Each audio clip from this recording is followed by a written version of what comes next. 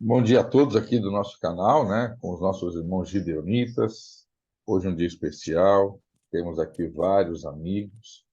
Tem sido assim todos os domingos, amigos de coração que estamos distantes, né? Temos amigos aqui do Rio, amigos da Bahia, amigos de São Paulo, especialmente aqui da cidade de Caraguatatuba, onde nós estamos. E neste momento nós vamos passar a palavra, já oramos aqui, né? Pedimos as bênçãos de Deus para o nosso irmão Marcos, que irá transmitir então a mensagem. Que Deus o use mais uma vez, meu querido, e que nós possamos nos abeberarmos, né, da alegria de entendermos mais a palavra de Deus. Que Deus o abençoe mais uma vez. Amém. Bom dia a todos. Que a paz do nosso Senhor Jesus Cristo esteja presente em cada coração, hoje e sempre, pela misericórdia e graça do nosso Deus. É, Nós vamos falar um pouquinho hoje aí, depois dessa bela introdução do, no caso do pastor Edson, sobre métodos de interpretação bíblica. Existe várias maneiras de estudar a Bíblia, mas normalmente a gente pode resumir em duas. Existe a maneira correta e existe a maneira equivocada. A gente vai falar um pouquinho sobre o que acontece nessa jornada aí de interpretação bíblica e o que nós podemos, no caso, fazer para fazer, de fato, a divulgação de maneira poderosa da palavra de Deus. É, Tem um texto. Ué, Edson, isso, eu ia pedir para você já colocar. Opa, pode passar. É, os, aquele texto os que estudam as profecias. Isso. Os que estudam as profecias bíblicas precisam conhecer e manejar bem a palavra da verdade. É um texto conhecido lá de 2 Timóteo 2,15, né? Mas por que isso? Para não serem enganados e levados ao redor de todo vento de doutrina pela artimanha dos homens, pela astúcia com que induzem ao erro. Nesse momento, é um momento que eu gosto de, no caso, compartilhar um pensamento que, assim, Deus colocou no meu coração e eu, eu sinto muita alegria, porque eu não sei se vocês também participam disso. Eu fiz um curso bíblico da igreja chamado Encontro com a Vida. Foi por esse curso que eu conheci, no caso, as doutrinas da igreja. E esse curso é um curso de 20 lições. E é muito bom de estudar. Em algum momento eu vou falar, no caso, em outras oportunidades, né, o que que, o que que esse curso fez na minha vida e como que fez. Só que aí eu percebi que vieram outros cursos, um dos mais recentes aí, não tão recentes, mas dos mais conhecidos, Ouvido a Voz de Deus, 28 lições, e eu percebi que muitos dos novos batizados, eles, mesmo após serem batizados, eles estavam conversando, eles tinham dificuldade de entender, no caso, alguns assuntos que para nós seria comum falar. Aí, tipo, algumas situações no mercado, quando você vai na sexta-feira, depois do pôr do sol, você encontra com alguns irmãos lá e algumas pessoas acham que fazer algumas coisas dentro das horas do sábado não tem nenhum problema e não fazem plano nenhum para mudarem, no caso, o que come, o que ingere e por aí vai. E eu separei, eu fiz caso, um estudo, nesse estudo tem apenas 7 lições. E nessas 7 lições, eu tento ajudar a igreja, não só a igreja, né, mas as pessoas que estão chegando na fé, a entenderem como que é a doutrina da igreja e como que ela pode melhor aproveitar esses ensinamentos que, na prática, né? E eu vou falar um pouquinho, no caso, sobre isso. Pode passar, Edson.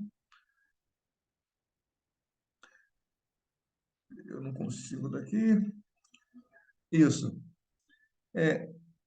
No nosso estudo está falando que existe uma necessidade de uma cuidadosa compreensão dos métodos da interpretação das profecias bíblicas, principalmente de Daniel e Apocalipse. E eu volto a afirmar aqui uma coisa que, no caso que eu descobri ao estudar a palavra de Deus, que quando você está estudando, em especial, o Apocalipse, algumas pessoas têm medo, algumas pessoas têm dificuldade de estudar o Apocalipse, e também Daniel, né, pelas suas interpretações, elas esquecem de um detalhe interessante, que é o livro do Apocalipse tem 474 versículos, e dos 474 versículos, 278 são menções diretas ao Antigo Testamento.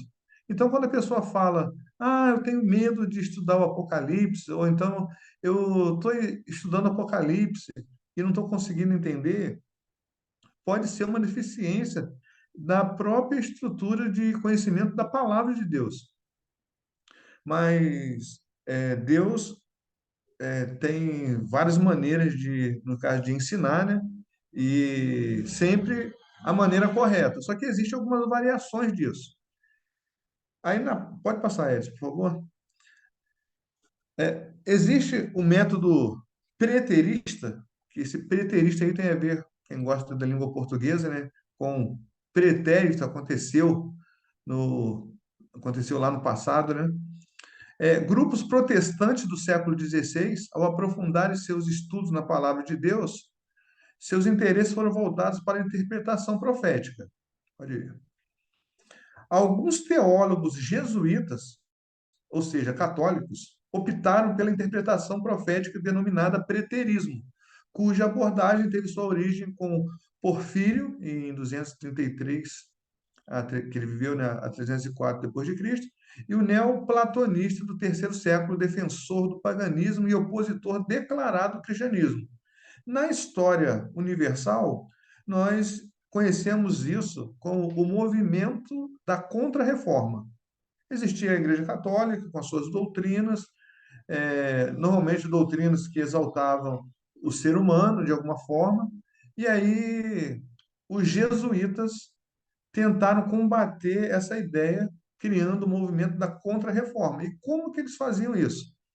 Esses rapazes aí, o Francisco Ribeira e Luís de Alcazar, eles eram jesuítas espanhóis e se uniram para defender a Igreja Católica e anular as interpretações protestantes das profecias que identificavam o Papa e a Igreja Católica como sendo o anticristo e Babilônia. Então, esse método do preterismo, eles queriam colocar aquela profecia das 70 semanas que nós conhecemos lá de Daniel 9, que é bastante familiar no caso da nossa igreja, eles tentavam colocar essa ideia como que não que fosse a acontecer, no caso, num futuro, mas que já tinha sido cumprido isso. E aí, pode ir, Edson? Com esse método de interpretação, os católicos lograram êxito confundindo a interpretação profética protestante. Então, quando você lê lá, no caso em Daniel 9, que iria acontecer a respeito no caso de Jesus, né, que no meio da semana ele morreria e por aí vai, eles interpretavam que isso já tinha acontecido há muito tempo no passado. De fato, na época que eles falaram, o evento já tinha acontecido, mas eles queriam colocar no passado último, e por isso chama o movimento do preterismo, como que isso já tivesse, no caso, acontecido é, muito antes, ou ali perto da época, na época de Daniel, e não na época de Jesus. Então, era uma explicação que dava e encaixava todas as informações, e isso é o perigoso, né? Não é só porque está falando, a Bíblia fala que de fato é. Aí é nesse momento que eu lembro de alguns exemplos. A gente não vai abrir agora, mas só para ficar registrado, se você abrir a sua Bíblia em Romanos 6,7, ali está falando que aquele que morreu está justificado da sua fé. Assim, como assim? Aí algumas pessoas acham que ao morrerem, elas já estão justificadas, baseado nesse versículo. Aí, quando você vai ler o capítulo de Romanos 6, de 1 a 7, não apenas o versículo 7, você vai entender que o assunto ali é batismo. Então, aquele que morreu, ou seja, aquele que foi batizado, que morreu simbolicamente no batismo e ressuscitou, esse está justificado de seus pecados. Essa é a ideia do texto. Mas se pegar o texto isolado, aí acontece um monte de complicações teológicas, né? E é exatamente isso que eles conseguiram fazer naquela época. Só que eles não tinham só esse método. Pode avançar, Edson. Os defensores do método preterista afirmam que o cumprimento da profecia ocorreu no passado, no tempo, nas proximidades do tempo em que a profecia foi dada. O profeta não tem o profeta não tem uma antevisão do futuro. Então, se a característica do profeta é exatamente olhar o futuro pelo poder de Deus. E aí, quando eles colocam esse método de interpretação que, ó, isso aconteceu, mas na época que o profeta está falando, que o profeta não tem antevisão, eles estão falando que o profeta não é profeta.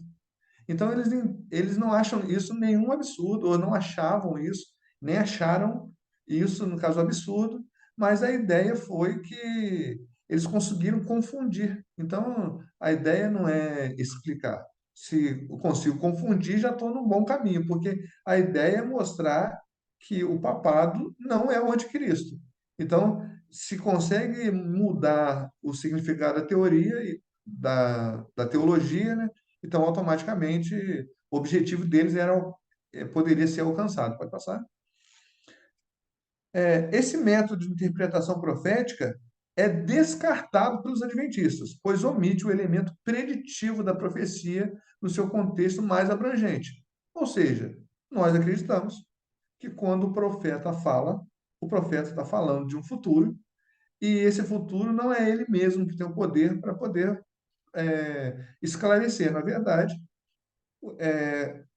é o profeta, o homem de Deus, sendo usado por Deus para mostrar o que vai acontecer, porque Deus tem esse comando da história, mas a gente vai falar um pouquinho disso um pouquinho mais para frente, mas pode passar.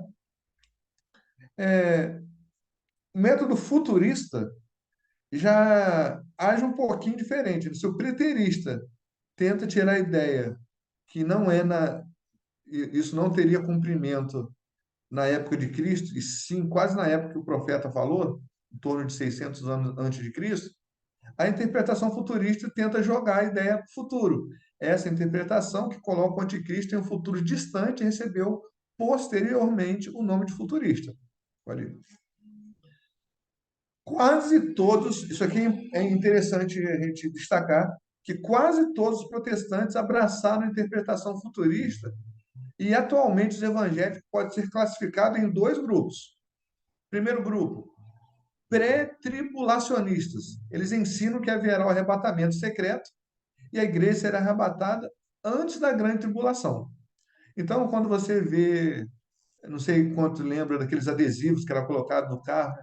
Tipo, é, em caso de em caso de acidente, o motorista pode ter sido arrebatado. Colocava isso nos aviões também.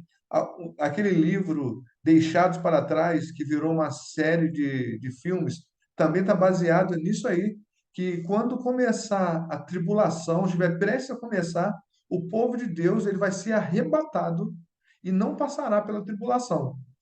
Contrariando o que a história diz, que lá em Gênesis, né, quando o povo de Deus em Êxodo, né? Quando o povo de Deus estava sofrendo as pragas, o povo não foi retirado do lugar. Ele estava no lugar, mas o que fazia não serem acometidos das pragas era a proteção de Deus. Então, eles estavam tentando tirar isso, né? Ensinavam que haverá um arrebatamento secreto e isso ia ser no futuro, né? Os dispensacionalistas pregam que o trato de Deus com o homem, desde a criação, se divide em 7 dispensações.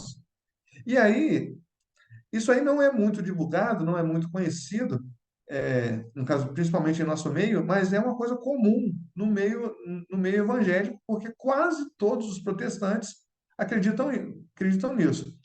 Os dispensacionalistas se dividem em 7 dispensações.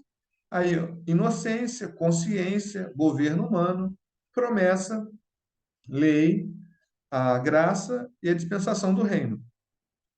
As mais conhecidas, ou que a gente mais ouviu falar, é essa parte aí, que quando você está dando o estudo bíblico, ou quando você está falando do assunto, no caso, com a pessoa, a respeito dos mandamentos, a pessoa fala assim: não, isso aí, esse negócio de mandamento é para o pessoal do Antigo Testamento, porque eles vivem, esse pessoal do Adventista, eles vivem no tempo da lei, nós vivemos no tempo da graça.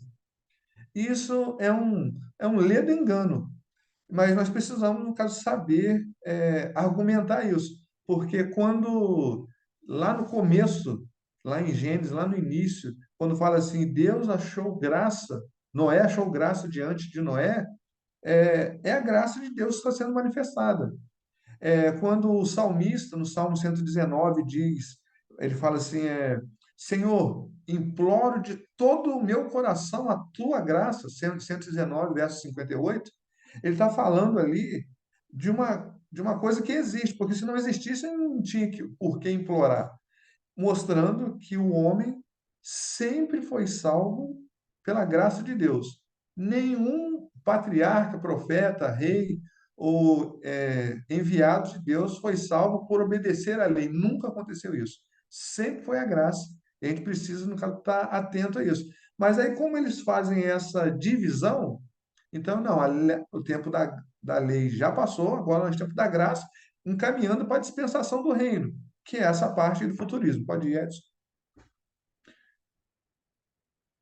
A crença do método de interpretação futurista cresceu e alcançou milhares de denominações evangélicas, tanto tradicionais como pentecostais, contribuindo assim para desviar do papado as indicações de ser ele o anticristo, a profecia do papel que ele representará na profecia do Apocalipse 13.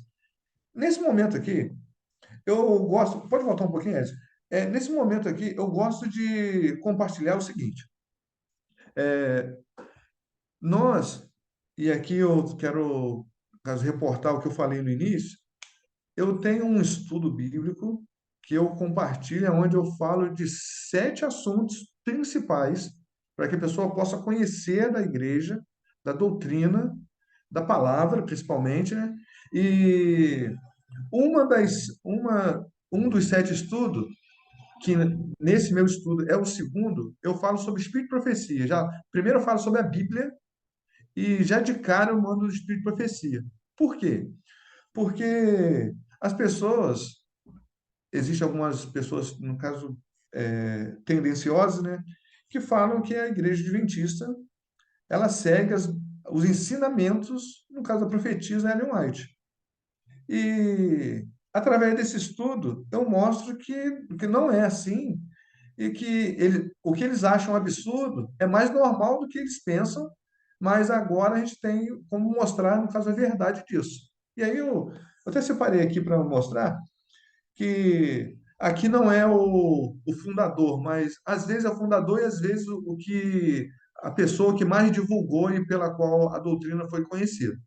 Aí nesse estudo eu pego e falo assim, é, engraçado, quando você vai estudar a Igreja Batista, o líder, no caso, a pessoa que mais fez conhecer a Igreja Batista, foi um tal de Thomas Hivels.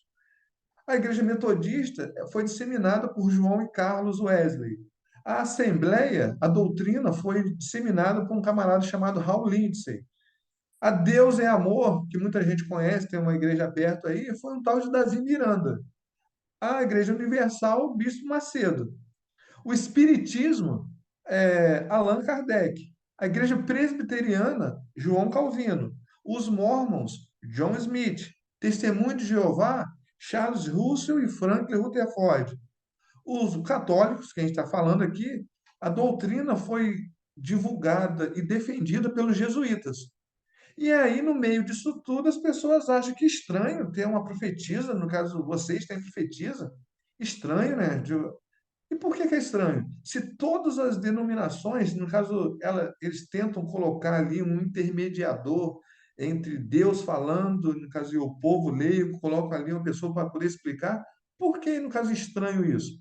E aí eu entro com a vida, no caso de Ellen White, quem ela foi, o que ela fez e as considerações que foram tão importantes e ainda são importantes para aconselhar a igreja, porque podemos, com muita honra, no caso, falar para as pessoas que de todas as 28 doutrinas que a igreja conhece, que a igreja pratica, nenhuma delas está fundamentada sobre ensinos, no caso de Espírito e Profecia, ou os ensinos escritos de Ellen White.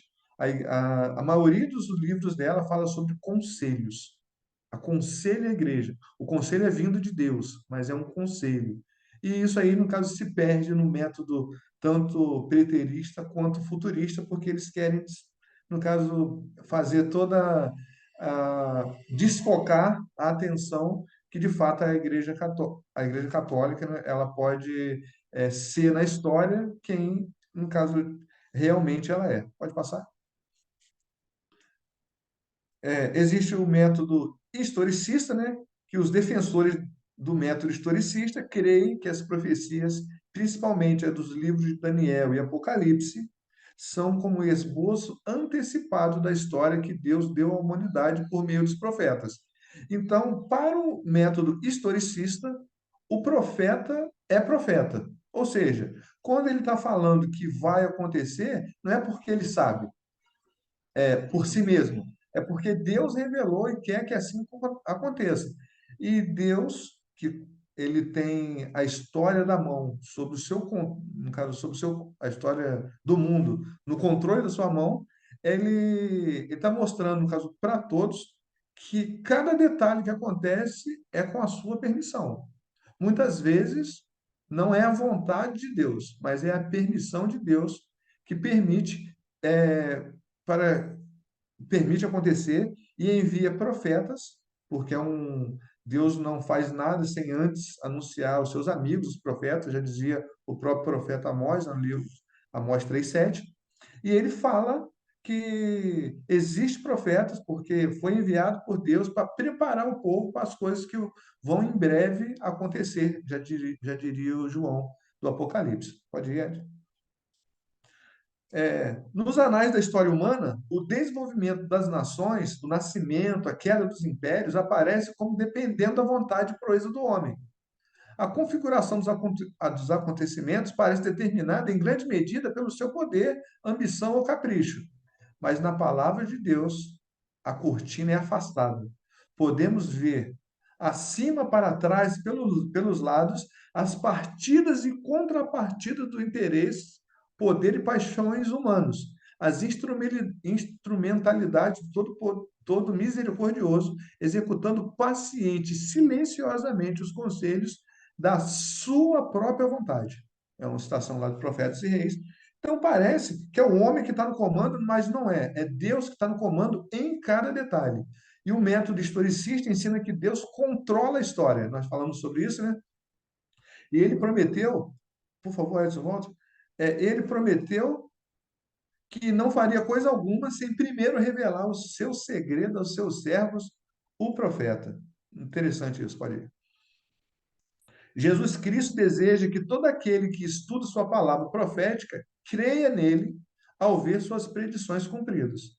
Então, você está estudando a palavra, você precisa crer que de fato está acontecendo.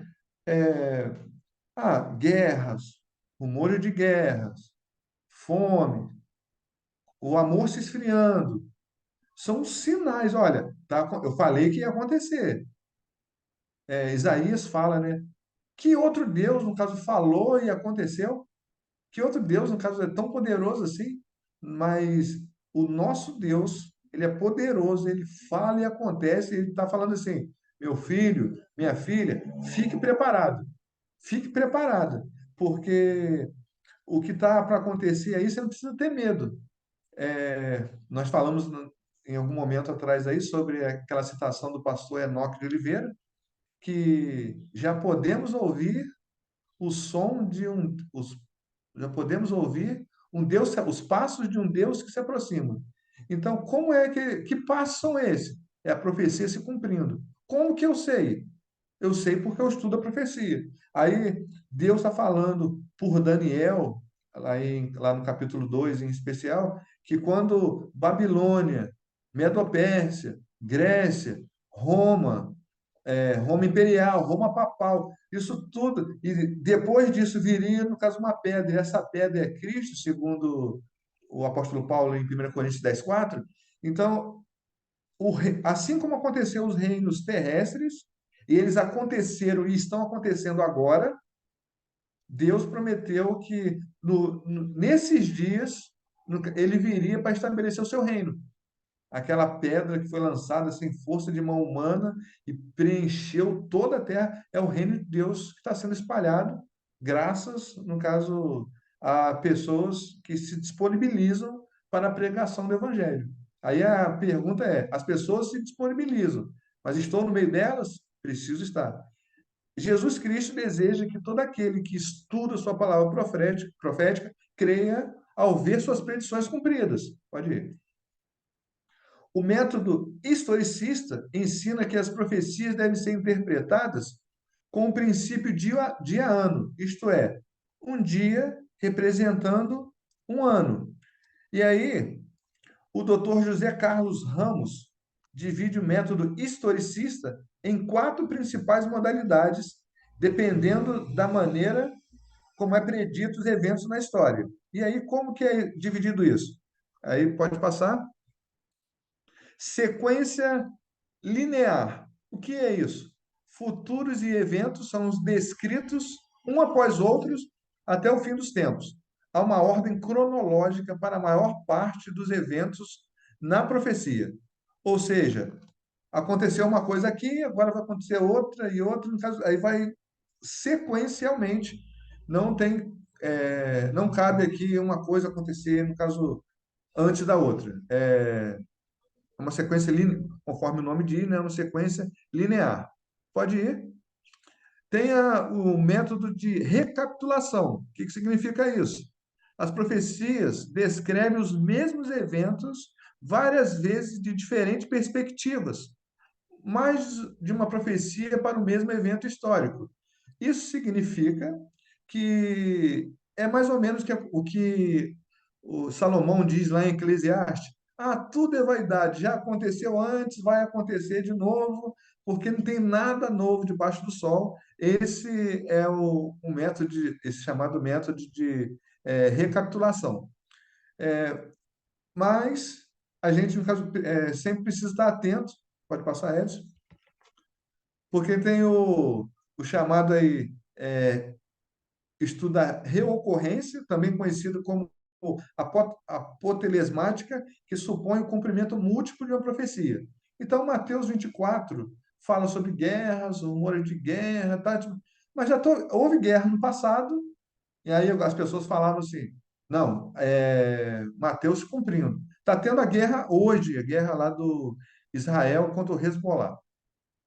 E aí, o Hezbollah contra Israel, mas a guerra está acontecendo. Então, isso aí é Mateus 24 se cumprindo. Então, já aconteceu agora, já aconteceu antes, está acontecendo agora e vai acontecer no futuro. Então, são vários cumprimentos usando o mesmo texto. E ainda tem o filosofia da história, é estabelecida na premissa de que a história se repete. É semelhante à modalidade anterior. É um pouco parecido a elas, né? Mas os adventistas do sétimo dia têm baseado a sua interpretação onde? Mostra para a gente aí, Ed, por favor. Isso. Os adventistas do sétimo dia têm baseado sua interpretação profética no princípio historicista. Creem que a história já percorreu a maior parte do seu curso e avança para o seu clímax, que será a vinda de Jesus Cristo e o estabelecimento do eterno reino de Deus. Nós, pela misericórdia de Deus, nós temos aqui, no caso, em nossa turma, coordenando isso tudo, no caso, o pastor Edson, que tem nos mostrado bastante coisa. Agora, interessante é que essa parte aqui que os adventistas do sétimo dia têm baseado sua interpretação profética no princípio historicista, creio que a história já percorreu a maior parte do seu curso e avança o seu clímax, que será a vinda de Jesus Cristo e o estabelecimento do eterno reino de Deus. é, Isso mostra que existem pessoas, existem doutrinas, existem movimentos religiosos que estão baseando os seus ensinamentos apenas no que está acontecendo, no que já aconteceu e no que está acontecendo agora. Então, como não há nada novo debaixo do sol, você vai ouvir muitas pessoas falando que o mundo acaba para quem já morreu. Sim, para quem já morreu, aí o mundo, no caso, já acabou. Isso aí, no caso, a, a religião, como já diria, no caso, lá no século XIX, Marx, né, falando que a religião é o ópio do povo, é a maneira do povo ser enganado. Os jesuítas fizeram isso, seja jogar para o passado ou seja jogar para o futuro. Mas uma passagem que não está no estudo, mas eu quero compartilhá-la, e é muito conhecida, é no livro de Ezequiel, no, no capítulo Ezequiel 20, no verso 12. Eu quero compartilhar isso com vocês. Deixa eu ver aqui. E só chamando a atenção para os detalhes. Verso 20, verso 12. Diz assim: Também lhe dei os meus sábados para servirem de sinal entre mim e eles, para que soubessem que eu sou o Senhor que os santifica. Ou conforme a versão que está aqui agora, fiz deles um povo santo. Também lhe dei os meus sábados. Olha só, aqui em Ezequiel 20, 12, é uma citação que está sendo colocada no passado. Então, também lhes dei os meus sábados, ou seja, dei passado, para servirem passado, entre mim, servirem de sinal entre mim e eles, para que soubessem que eu sou o Senhor que os santifica. Então Deus está argumentando com o povo através de Ezequiel, falou assim: olha, no passado eu dei para vocês o sábado. Era para servir de sinal, para distinguir o meu povo das demais nações. Só que isso foi no passado e parece que não serviu muito, porque vocês me desobedeceram. Só que no verso 20, já muda a perspectiva e já não coloca mais os verbos no passado. Olha só que interessante. No verso 20, que também é conhecido, diz aí: santificai os meus sábados, ou seja, Deus está falando assim, ó, santifique o meu sábado agora. É uma ordem, está no imperativo.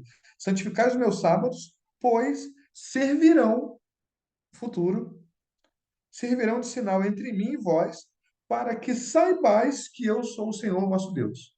Então é Deus falando o seguinte: olha, no passado eu já usei o sábado para servir de sinal entre mim, em caso de vocês, meu povo.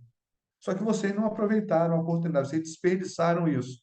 E por isso aconteceu muitas coisas aí. Até a terra teve que ficar vazia 70 anos, que foi exatamente o tempo de aprisionamento do povo, né, na Babilônia. E depois de 70 anos, no caso, iria se cumprir, porque o profeta disse lá em Jeremias 25:11, que duraria 70 anos o tempo de cativeiro. Só que agora Deus está falando comigo e com você. Existem maneiras de interpretar, isso é bom, passado, presente, futuro.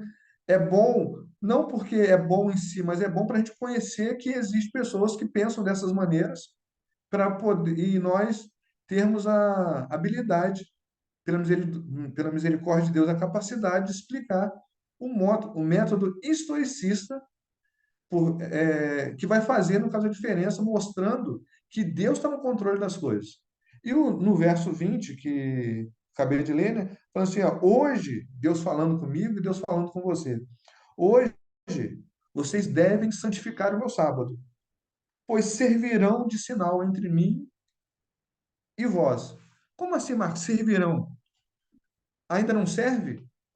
Vai ter um momento, meus irmãos, e No caso, vocês que estão aqui nessa sala, no caso, são privilegiados, porque já teve vários estudos e tenho certeza que haverá reforço desse tema.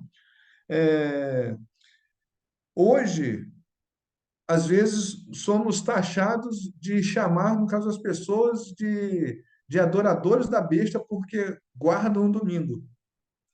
E aí a pergunta é feita: hoje, as pessoas que guardam o domingo, na verdade, ele é um sinal da besta? Hoje, não é. Mas, mas em um futuro próximo, ele vai ser. E aí a Bíblia, no caso, dá detalhes riquíssimos sobre isso. E a gente só vai, no caso, estar atento a isso, de quando isso vai se cumprir literalmente na nossa vida, que o sábado vai servir de sinal distintivo, isso valerá vida e morte, isso valerá salvação ou perdição, em alguns momentos específicos. Mas só conhecendo que existem esses métodos é que a gente vai identificar em que método nós estamos e de que maneira nós podemos servir da melhor forma esse Deus poderoso que nós amamos, que nós buscamos, que nós procuramos a cada dia fazer a vontade dele. Então, assim, dentro disso tudo, essa aula não é uma pregação evangelística, mas ela precisa responder uma pergunta dentro do meu coração, que é a seguinte: eu, como filho de Deus, conhecedor, no caso da palavra de Deus, ou procurando conhecer da melhor forma, estou disposto eu a entender que o método historicista é o melhor, não porque ele seja o melhor porque a igreja adventista usa.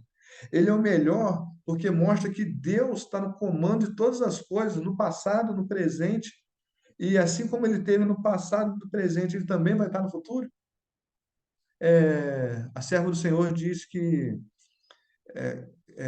olhando para o passado, né, a gente não precisa desanimar, porque o Deus poderoso que teve conosco no passado, ele vai estar, no caso, no futuro também. Porque nós não precisamos animar, a menos que nos esqueçamos como Deus nos guiou até o presente momento. Então, que pela misericórdia e pela graça de Deus, nós possamos confiar nesse Deus poderoso que mostra para a gente que Ele está no controle, que sempre esteve no controle, e nos momentos mais críticos da história, Ele vai continuar no controle, porque essa é a natureza dele.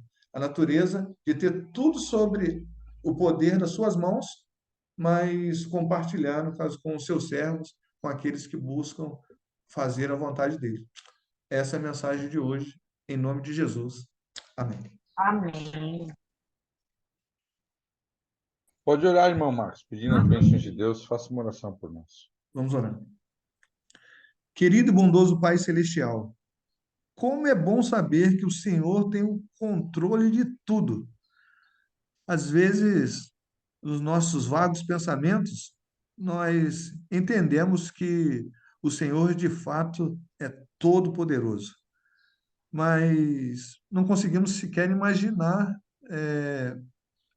como que o Senhor, no caso, consegue isso. Mas exatamente por o Senhor ser todo-poderoso e conhecer todas as coisas e ser onisciente também, por isso, onipresente, por isso o Senhor está em todos os lugares, inclusive agora em nossos corações, é que nós temos a certeza que nós estamos no caminho certo, porque o caminho é o Senhor Jesus, pois ele disse: Eu sou o caminho, e nós possamos continuar trilhando esse caminho, possamos continuar trilhando, Pai, na tua direção, por Jesus, e possamos buscar sempre o conhecimento para nunca nos afastarmos do Senhor, que por sua misericórdia, por sua graça, por seu amor eterno, nós possamos perseverar em Ti, que sabe de todas as coisas, que pode todas as coisas, e está em todos os lugares para poder nos salvar.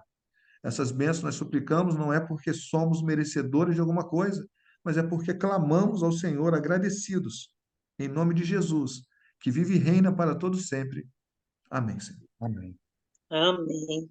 Amém. Amém. Amém. Amém. Se tiver alguma pergunta, pode fazer para o Marcos. Marquinho, não sai de perto da gente. Pergunta é, não saia, porque a gente vai precisar muito. Não, eu não me acho apta de fazer agora, porque realmente é uma informação tão essencial que eu estou revendo as muitas coisas que eu já falei para algumas pessoas. Entendeu? É como se Deus estivesse fazendo um, uma reformulação até de minhas falas, porque, sem querer, eu já falei muita coisa usando o preterismo, pelo que você falou, ou o futurismo, e não encaixando tanto no que Deus diz que é o essencial, essa interpretação historicista. Entendeu? Então, algumas falas minhas, eu reconheço que eu dava até a pessoa ter uma visão como um preterista ou um futurista tinha por desconhecimento, por ignorância, certo? Então, eu vou precisar de realmente ir processando as coisas que eu acreditava e como se fosse assim, naturalmente eu falava, para ir lhe perguntando, como aquele ditado que você explicou, aquele que não vem pelo amor, vem pela dor. Eu muitas vezes ouvi e concordei, mas depois que a gente estuda, a gente tem uma outra visão. Entendeu, Marquinhos? Não é que não Sim. falte perguntas, é que a gente começa a fazer uma revisão dos nossos pensamentos, das nossas ideias, das nossas crenças, e vai vendo que Deus está reformulando, E, eu, reformulando. e hoje eu estou na zona de conforto, porque vocês podem perguntar à vontade. O que eu não souber, no caso, eu falo, eu mando o Edson, Edson, me ajuda aí, e estamos de boa.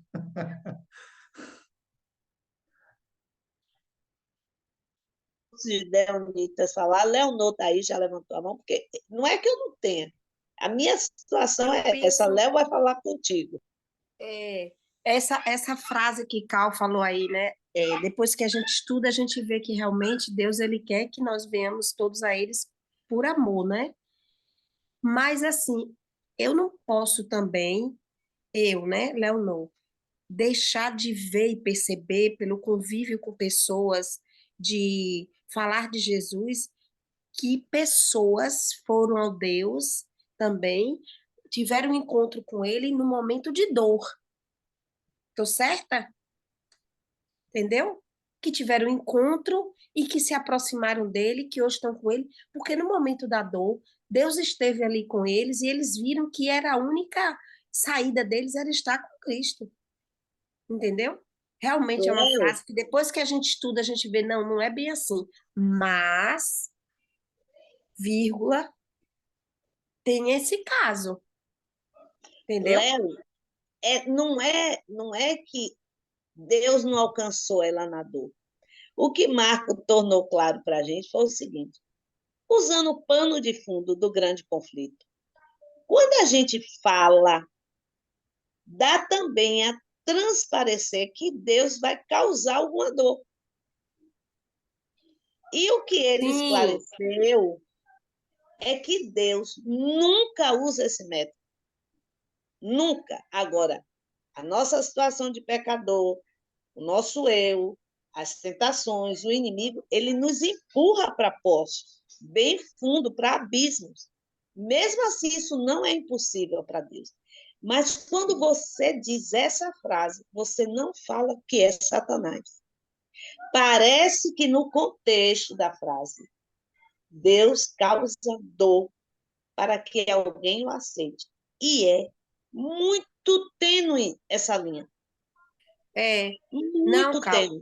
eu Entendeu? entendi. Eu entendi a frase depois que eu vi ela no texto e no contexto, entendeu? E realmente eu já tive com pessoas de eu dizer também que Deus não causa dor em ninguém, entendeu?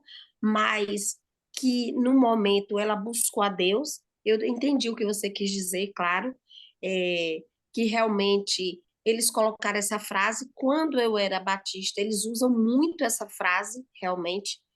Aliás, tem muitas denominações que usam muito essa frase. Quem não vai pelo amor, vai pela dor, entendeu? E, de uma certa forma, ele coloca um Deus que, poxa, provoca dor para que a Léo. pessoa aceite. Se ele é um Deus de amor, como é que ele pode provocar dor em alguém, né? Para É, que aceite ele, se ele não impõe o amor dele a ninguém.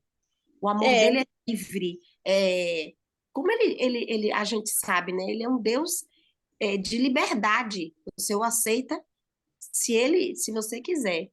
Agora, não sei, eu vou estudar ainda, né? Nessa é, questão não. porque Tem muitas eu coisas. acho, eu achei, Léo, a mesma coisa que achei, você está dizendo, e como aquela questão no deserto com Jesus foi séria. Se tu és os filhos de Deus. Era claro que, mas só tinha um se ali. Então, às vezes é a entonação, às vezes é alguma coisa que a gente distorce quando fala. Essa frase, o caráter de Deus. E não expõe quem é o autor, não expõe a situação que a gente está. Eu É, também sou, entendi igual a você e vi como isso abre os olhos da gente, né, Léo? Talvez para a gente agora construir novas frases, construir novos discursos, realmente escrever, pedir a Deus, Senhor, como eu falarei, que sua mão nos alcança no mais profundo abismo, é, não é? ele alcança Porque Deus vai alcançar alguém num abismo. Ele é como o Marco disse, ó, Deus diz, ó, vinha, vai ser bom, vai ser. Não é que Deus não esteja dizendo que a gente vai sofrer. Mas com eu estou dando estudo bíblico a uma mulher que, nossa, eu estava dizendo assim, meu Deus, eu tenho que. Ela me perguntou a questão dos mortos, né? Do contato com os mortos, se os mortos voltam, aquela questão toda, né? Porque eu percebi que ela tem um lugarzinho assim que tem umas imagens, sabe? De santos, de imagens, né? Que geralmente muitas pessoas, um crucifixo enrolado nas imagens. Aí ela foi me questionar, né? Então, não tem nos mortos, essa questão dos mortos aí, ele vem, ele se comunica, ele fala com a gente, entendeu? Que é uma questão bem que às vezes tem pessoas que dizem, ah, eu vi, e tudo aí me pegou assim, sabe? Porque era muita informação para eu passar para ela e que ela entendesse realmente que os mortos estão no estado de sono e que os mortos não voltam aqui, eles não se comunicam com a gente, eles não têm, Deus não deixou isso, né? Porque, até porque invalidaria ele, de eu querer falar com o morto, e Deus estaria onde aí? Depois eu vou até falar com o pastor Edson, que ela me perguntou isso, e outras coisas também, né? Se o sábado é objeto de salvação, só vai ser salvo quem guarda o Gal, sábado. Gal tá aí com a mão levantada. Ela vai falar, talvez até ajude você, ajude a gente. Vamos ver aí o que Gal vai. Gal, abre o microfone, por favor, Gal. Deixa, tá Aí. bom. Na verdade, eu estou querendo dizer também assim, perguntas, hoje estou tomando suas palavras, Cláudia, para mim. Perguntas dúvidas, não tenho. Eu tenho, assim, também de fazer do que aprendi, do que me levou a ser mais reflexivo, né? Mais reflexiva. Essa questão mesmo aí do que a gente está falando sempre, quem não vem pelo amor, vem pela dor. Eu também falava isso, nunca me atenei para outra parte, porque para mim, quando eu falava isso, eu estava dando a responsabilidade para a pessoa. Você é responsável. Se você vier, você não tá querendo seguir esses conselhos que a gente está dando, está mostrando como é que Jesus quer, então você está fazendo ao contrário. Então, a responsabilidade do seu sofrimento será seu. Eu passava assim, tranquilamente, mas eu não levava que a pessoa poderia interpretar. Oh, que Deus é esse? Entendeu? Então, não é dúvidas do que ele está ensinando, é somente a oportunidade que eu vou ter para refletir. E hoje ele trouxe uma outra coisa também que eu me espantei, aquela questão da pré-tribulação, né? Que a gente assistiu aquele filme, vai sair, vai ter avião caindo, porque o piloto sumiu, ou seja, o arrebatamento secreto. Quantas vezes eu fiz esse comentário? Eu fiz esse comentário, não, eu assisti e ficava assim, não me atinei para a grande responsabilidade que eu tenho de entender isso para poder explicar às pessoas que não existe esse pré-arrebatamento, né? Mas o negócio era tão bom ouvir e ver, dois na cama, um vai subir, o outro vai ficar. Tanto que Ney, a gente dava risada dele, eu vou subir, você vai ficar, né? Então, assim, não é dúvida nem perguntas, mas dizer a ele, a você, Marcos, que, como Cláudia falou, eu vou precisar muito também, porque você tem trazido assuntos que têm, assim, bolido comigo e me botando para ser mais reflexiva na palavra de Deus. Só queria fazer essa colocação. Obrigada.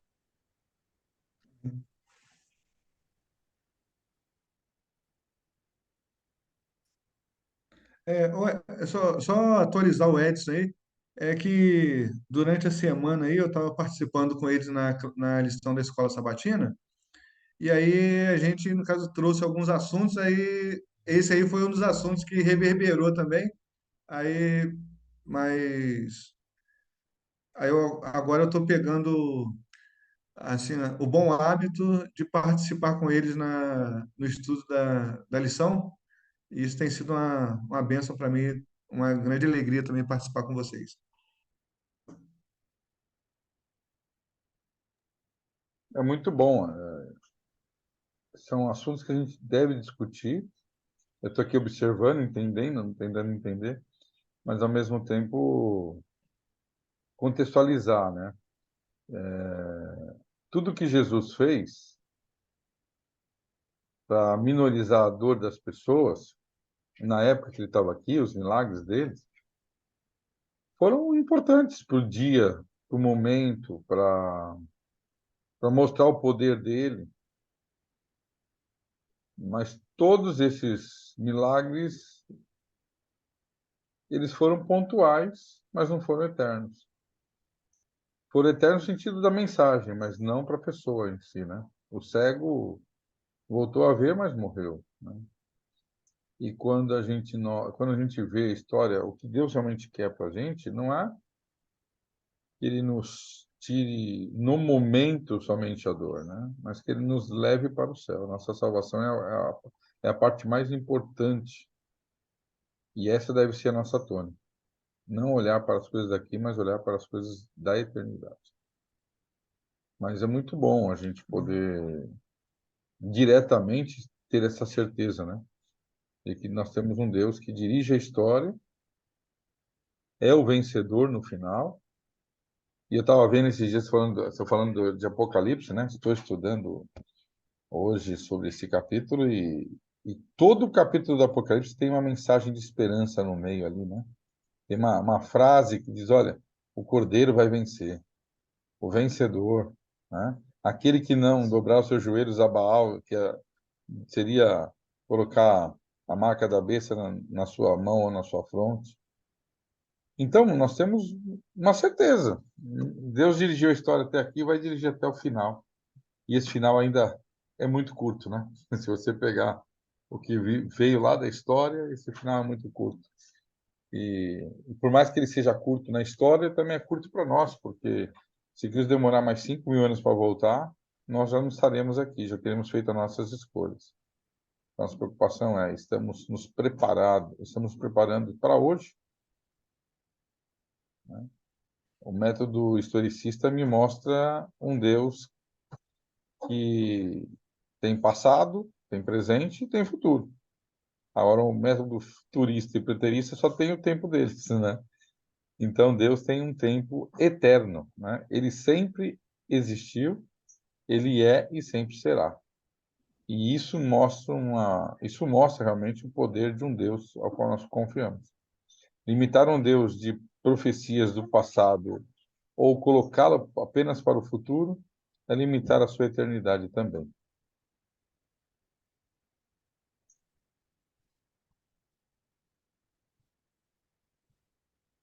Alguém tem mais alguma dúvida?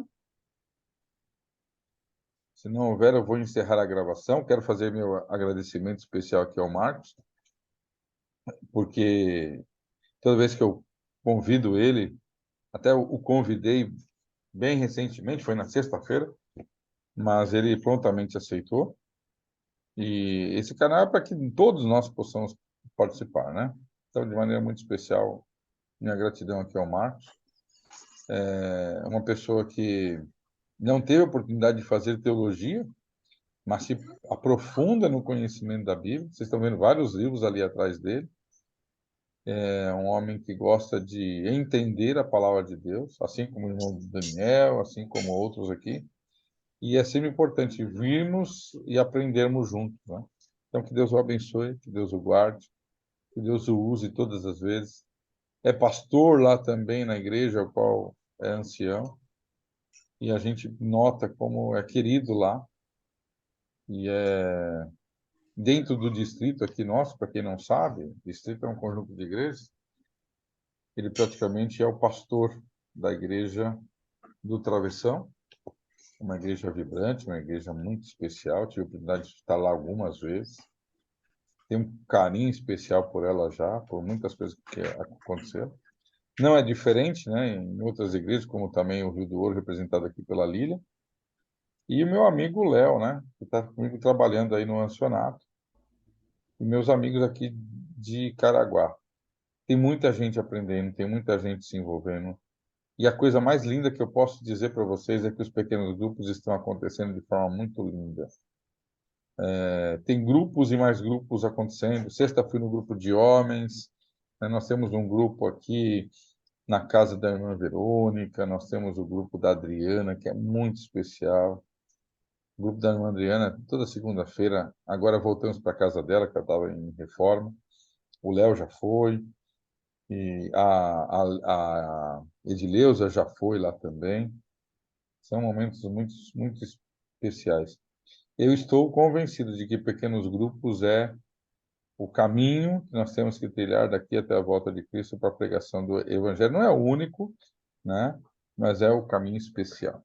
Estarei indo lá para a África para treinar os irmãos de lá a fazerem isso. Porque imagina aquele povo visitando um ao outro, orando e, através dos pequenos grupos, fazendo aquele crescimento de igreja. Eu estou sonhando com isso, no bom sentido, né? E feliz, porque imagina se eles realmente, pela noção do Espírito Santo, fizerem disso uma prática. Nós vamos ver aquele país, né, se desabrochar no Evangelho, um país que tem 11% de cristãos, e dentre esses 11% de cristãos, 80% são católicos. Então veja o desafio que nós temos lá nesse lugar. E quase 50% do país é muçulmano. E Jesus ama essas pessoas, né? Deus ama a essas pessoas porque são criaturas dele e precisam ouvir da palavra de Deus. Então, vamos nos unir em oração, nos unir como igreja e pedir que o Espírito Santo seja derramado sobre nós. Deus abençoe a todos. Não sei se mais alguém quer falar. Edson, Cássia está aí. Não, não, não. Edson, Cássia está aí? Ela está aqui, ó. Cássia. Tô aqui. A minha família está reunida Aí, aqui porque a gente quer os dois, agradecer. os dois foram Olha, os desbravadores. mas, Cassinha, a gente quer agradecer em nome de todos os gideonitas, porque se não fosse Cássia, nós não conseguiríamos entregar essa lembrancinha a Edson. E toda vez que eu ligava, ela era disponível, ela dava sugestão, ela disse até esse rótulo aí, gente, é rótulo de botar em barco. Então a gente sabe que não vai sair. E depois a gente faz um com o rosto de todos os gideonitas. Mas, Cássia, muito obrigada, porque a gente sabe que 50% do pastor Ed, 50% dele reflete você. Ele é o homem que ele é porque ele tem a esposa que ele tem. Então, muito obrigada. Eu senti em você a mesma disposição dele, a mesma. Você me atendeu em fila, você me atendeu na rua, você me atendeu na hora H, pedindo, ô Cassinha, dá para botar isso? Você botou.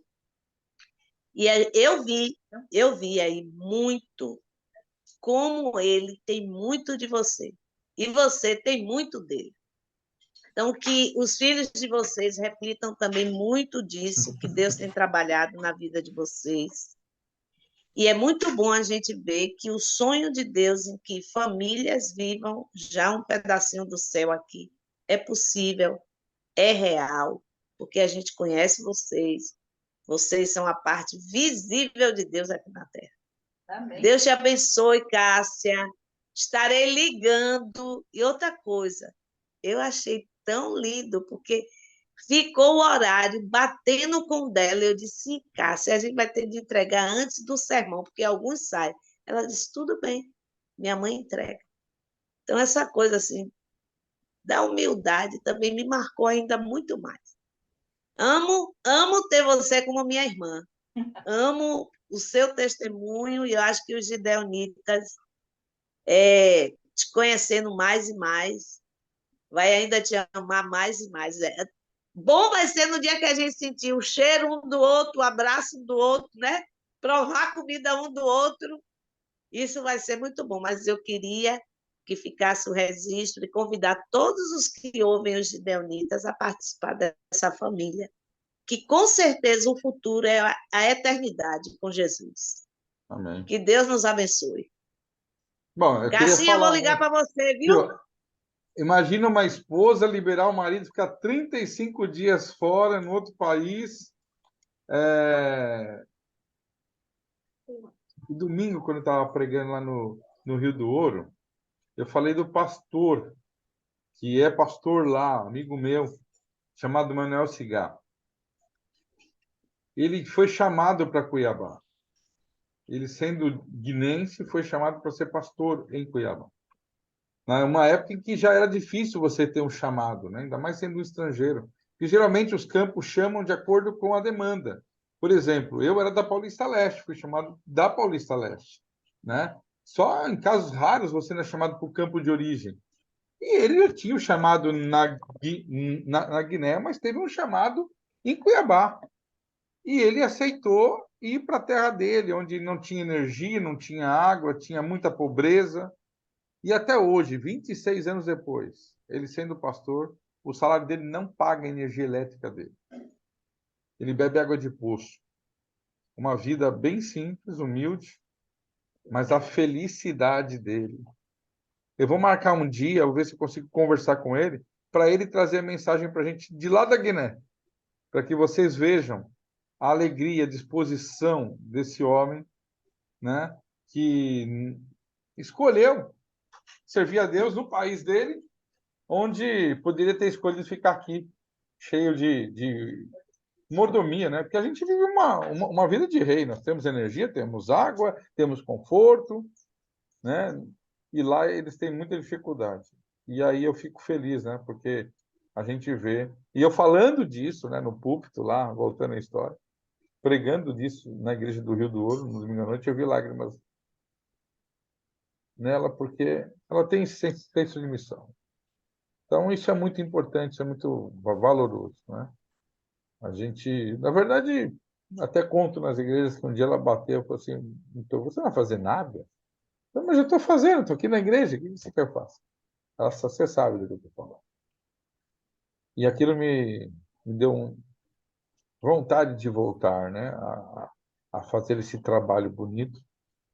E não tem limites, né?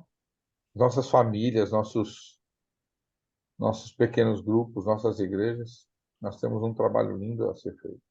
Que Deus abençoe a todos, então, e é um prazer sempre tê-los com vocês. Até semana que vem, e que Deus use vocês para a honra e glória de Deus. Fiquem com Deus. E muito obrigado. Marcos quer falar, ele levantou aí. Eu não vi a mãozinha. Cláudia, eu também quero falar. Então vamos ouvir. Pode falar, Marcos. Não, peraí. É, não tá ligado já. Não, é só sugestão para a Cláudia, é que ela tá querendo botar a foto de todo mundo numa caneca. Cara, não vai caber, tinha que botar uma PET de 2 litros, aí cabe o rosto de todo mundo. Só uma Eu sugestão falei só. para ela isso. É, Eu falei que tinha que ter uma jarra bem É isso grande. aí. Eu tá queria certo. colocar por falta de cada um dessas garrafas. Entendi. Aí, ó, tá vendo? Até as gracinhas de Deonita já estão tudo unido aí, rapaz. Rapaz, vai ser uma brincadeira quando esse povo todo estiver junto. Você também, Edi, vai dar aí uma pitadinha de graça, E de elogio? Não, eu quero falar sobre a Cássia e sobre a família do Edson. É a extensão dele. Sou vizinha deles e são aquelas pessoas que vocês vão amar ainda um dia tê-los por perto. Um abraço de Cássia, um abraço, Cláudia, um abraço da Cássia é muito gostoso, aquele abraço muito caloroso.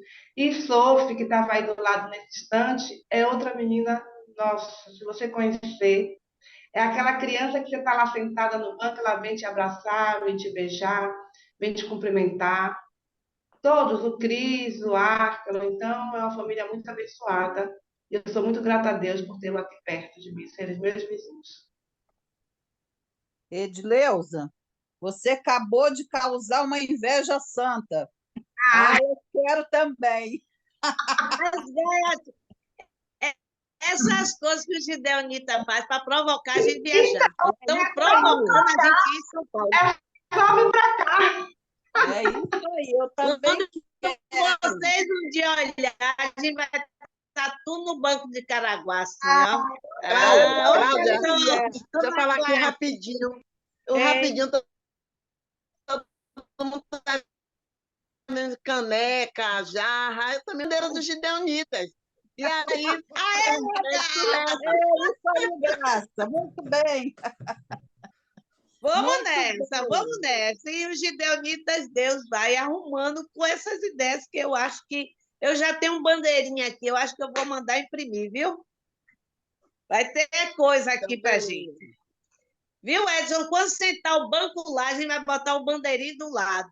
Gideonitas. Aí tu vai para lá, você marca e passa a lição.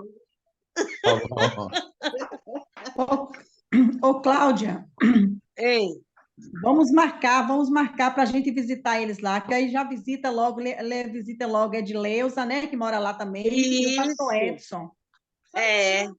Vamos eu marcar, acho minha que filha. São Paulo atraiu a Bahia agora. Agora o negócio vai virar, viu? Que eu achando que a gente ia pegar todo mundo aqui no colo.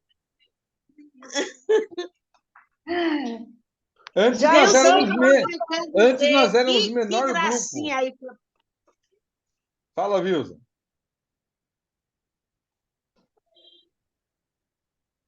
Vilza? Nós éramos menor grupo, agora Vilza? somos maioria já. Abra. Oiê, eu estou aqui. Diga. Vamos lá. Estão falando tudo isso, mas eu só estou com uma preocupação. Eu não vou conseguir ir aí em janeiro, porque a minha férias vai ser pouca, vai ser metade de dezembro, metade de janeiro, e o ano que vem não vai ter nenhum feriado grande. Então, não sei nem como é que vai fazer para a gente ir aí, mas olha, eu já vi na rodoviária que tem ônibus direto para a sua cidade, Cláudia. Depois que tiver com 60 anos, eu vou conseguir ir aí na Bahia, de graça. É só pedir para vocês também. Tá? Mas a gente, Vilzinha, quer ir para São Paulo, que é bem mais perto de você, e passar uma escola sabatina aí e voltar. Porque tudo a gente é assim, bate-bute. Pensa aí nesse caso. Certo? Tá. Olha só, São Paulo fica Pastor mais Edson perto e todos. A gente... Ó, São Paulo fica mais perto para mim, tá? É só 6 horas de viagem. E eu consigo fazer... como é que é mesmo? Adiantar a passagem com 6 meses. É só marcar a data e me dizer a época que eu vou lá na rodoviária e marco a passagem de ida e volta de graça. Eu vou fazer 60 anos, né? Vilza, e tem passagem direta do Rio para Caraguá. Você pega Então, para chegar aqui. pode deixar que eu vou fazer sim. Deixa eu fazer 60 anos que eu vou ter direito a passagem grátis, tá? Ótimo. Vamos ver esse bandeirinho se a gente consegue ver essa escola sabatina. Ó, meu aniversário é 31 de dezembro, tá bom? Fazendo 60 anos. Pronto, falei. Ótimo. Pastor Edson, pode fechar aí e nós vamos fechar. Deus abençoe vocês, então. Beijo.